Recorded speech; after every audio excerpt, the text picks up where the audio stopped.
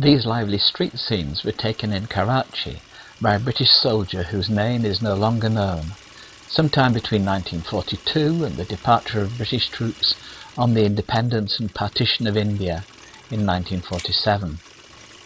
They take us back to a time when there were hardly any motor vehicles and the city centre was dominated by pedestrians and horse-drawn traffic. The filmmaker had a sharp eye for street life, such as this little curbside madrasa. A soldier seems to be on official business, and others go about their work.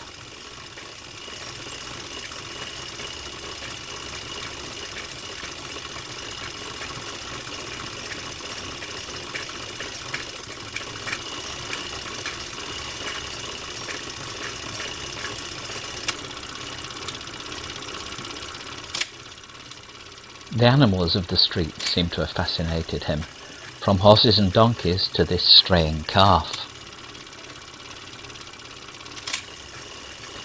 Look carefully at the next shot for a performing bear.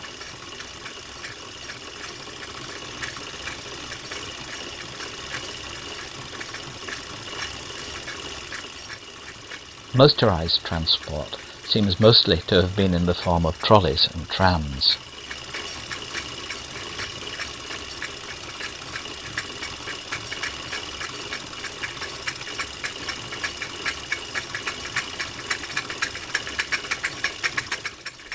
One day the soldier comes across a convoy of carts drawn by camels, about to carry pipes to some building project.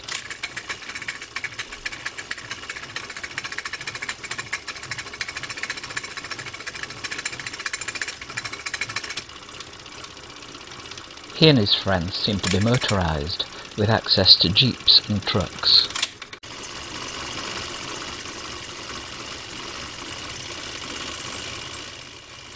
They seem to like shopping in the town.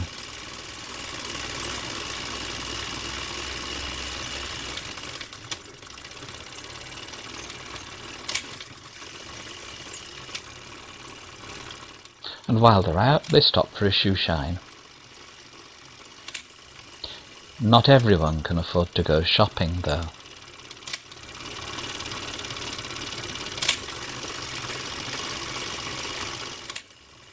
He enjoys the life in the parks.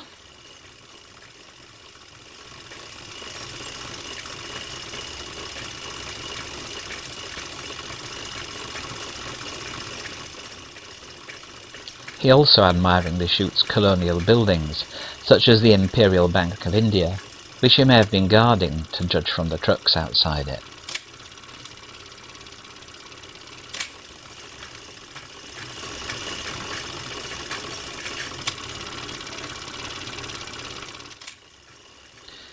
This is the new cotton exchange, built in 1942.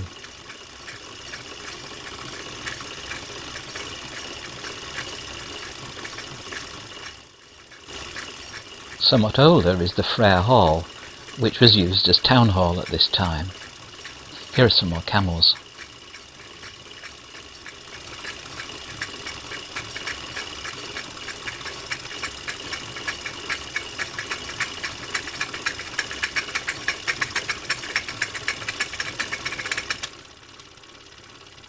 One rainy day, he decides to film Clifton Beach.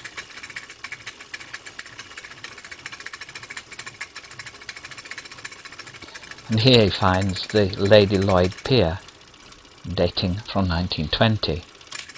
People still can take the air there.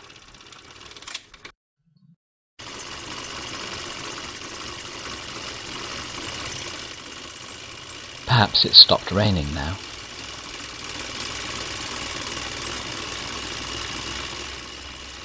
He also films the YMCA and the army quarters in the Karachi cantonment.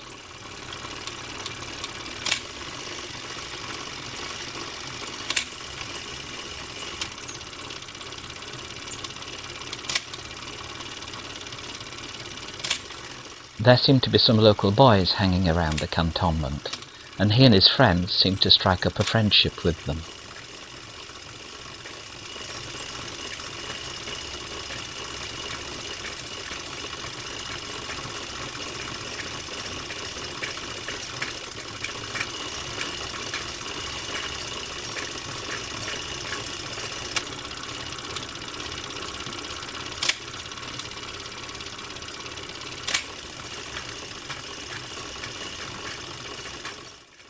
His interest in animals shows again. This one seems to be a pet.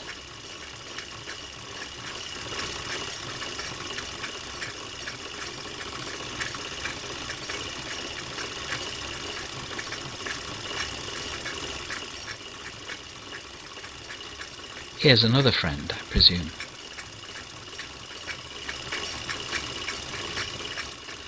It isn't clear whether these washermen are working in or for the cantonment or not, but the filmmaker is interested in them.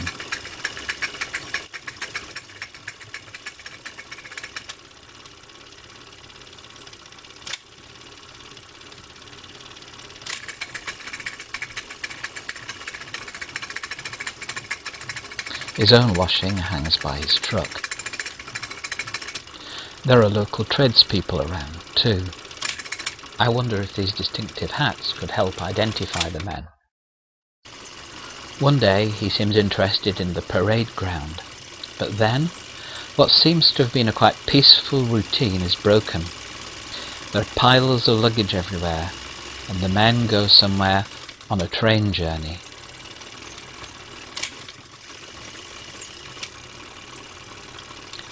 They pass an RAF camp.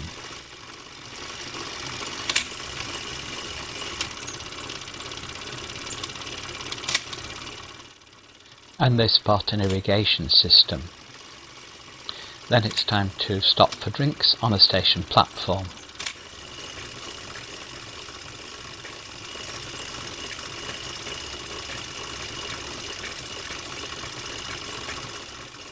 There's something swimming in the river. And it rains. And now we cut to the soldiers' journey home to Britain.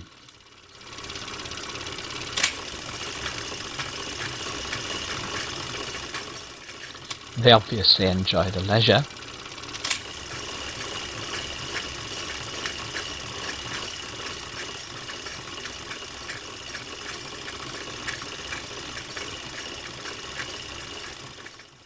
At one point they're approached by traders on small boats.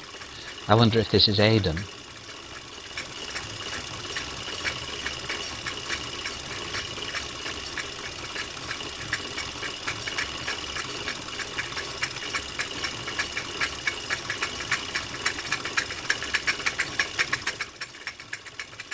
There's no mistaking this, however. It's a Suez Canal. And this is the Suez Monument.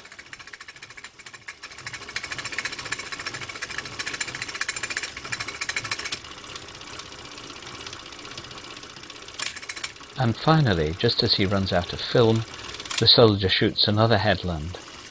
Surely this is Gibraltar.